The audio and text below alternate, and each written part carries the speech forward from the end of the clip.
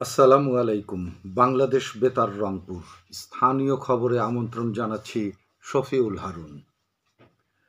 নারীর প্রতি বৈষম্য দূর করতে নারী বিষয়ক সংস্কার কমিশনের যেসব সুপারিশ এখনই বাস্তবায়নযোগ্য তা দ্রুত বাস্তবায়নের জন্য সংশ্লিষ্ট মন্ত্রণালয় ও বিভাগকে নির্দেশ দিয়েছেন প্রধান উপদেষ্টা অধ্যাপক ডক্টর মোহাম্মদ ইউনূস।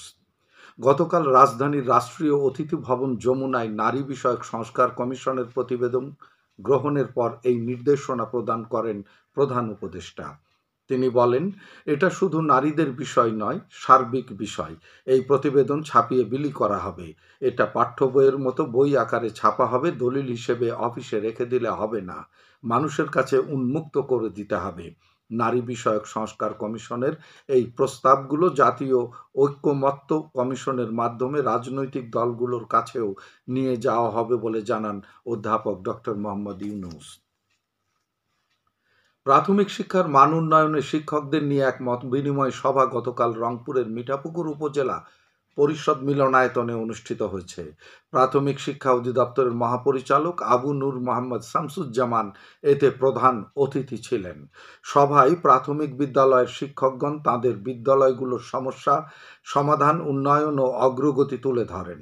মহাপরিচালক এ সময় শিক্ষকদের বিভিন্ন সমস্যার কথা শোনেন এবং তা সমাধানের আশ্বাস দেন। অনুষ্ঠানে সভাপতিত্ব করেন উপজেলা নির্বাহী অফিসার বিকাশ চন্দ্র বর্মন। জয়পুরহাটে জেলা প্রশাসনের উদ্যোগে জেলা উন্নয়ন সমন্বয় কমিটির মাসিক সভা আজ সকালে কালেক্টরেট সম্মেলন কক্ষে অনুষ্ঠিত হয়েছে। ডেপুটি কমিশনার আফরোজা আক্তার চৌধুরী এতে সভাপতিত্ব করেন। সভায় জেলার বিভিন্ন দপ্তরের কার্যক্রম পরিচালনা করে সকল উন্নয়ন কার্যক্রম অগ্রাধিকার ভিত্তিতে সম্পন্ন করার তাগিদ দেওয়া হয়। শেষে একই স্থানে জেলা ভোক্তা অধিকার সংরক্ষণ, তথ্য অধিকার আইন বাস্তবায়ন, যৌতুক ও বাল্যবিবাহ নিরোধ এবং জেলা আইসিটি ও ইনোভেশন কমিটি সহ পৃথক সভা অনুষ্ঠিত হয়। লালমনিরহাটে জেলা উন্নয়ন ও সমন্বয় কমিটির মাসিক সভা আজ সকালে কালেক্টরেট সম্মেলন কক্ষে অনুষ্ঠিত হয়েছে। Deputy commissioner H M. Rakib Haider এতে সভাপতিত্ব করেন।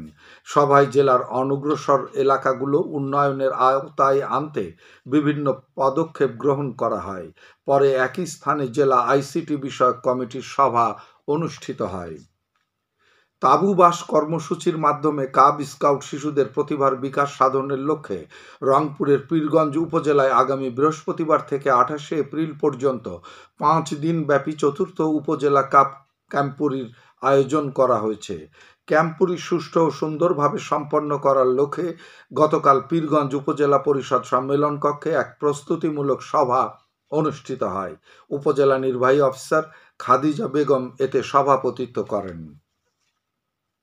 কুড়িগ্রামের নাগেশ্বরী উপজেলার কাচারি পয়রাডাঙ্গা এলাকা থেকে 7 কেজি গাঁজাসহ 2 মাদক কারবারিকে গ্রেফতার করেছে police.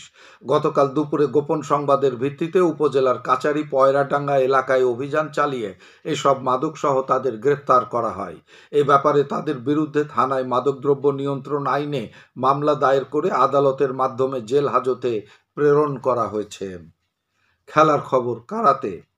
Joypurhat martial art academy আয়োজিত কারাতে প্রতিযোগিতায় বিজয়ীদের মাঝে সনদ ও বেল্ট বিতরণ করা হয়েছে।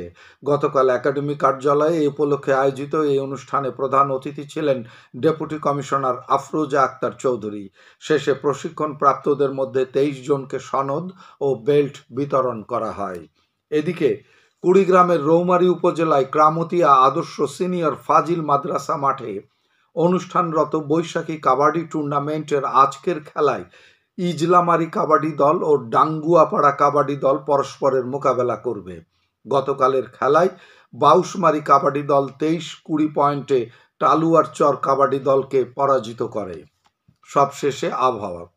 আজ সন্ধ্যে 6টা পর্যন্ত পূর্বাভাসে বলা হয়েছে ঢাকা, ফরিদপুর, খুলনা, বরিশাল, পটুয়াখালী, নোয়াখালী, কুমিল্লা, চট্টগ্রাম, কক্সবাজার, ময়মনসিংহ, সিলেট অঞ্চলের ওপর দিয়ে পশ্চিম উত্তর পশ্চিম দিক থেকে অস্থায়ীভাবে ঘন্টায় 45 থেকে 60 কিলোমিটার বেগে দমকা থেকে ঝোড়ো হাওয়া বয়ে যেতে পারে। সেই সঙ্গে বৃষ্টি অথবা বজ্রসহ বৃষ্টিপাতের সম্ভাবনা রয়েছে। এসব এলাকার নদীবন্দর সমূহকে 1 নম্বর সতর্কতা সংকেত দেখাতে বলা হয়েছে। খবর শেষ হলো। আমাদের পরবর্তী স্থানীয় খবর প্রচারিত হবে বেলা 2টা 5 মিনিটে।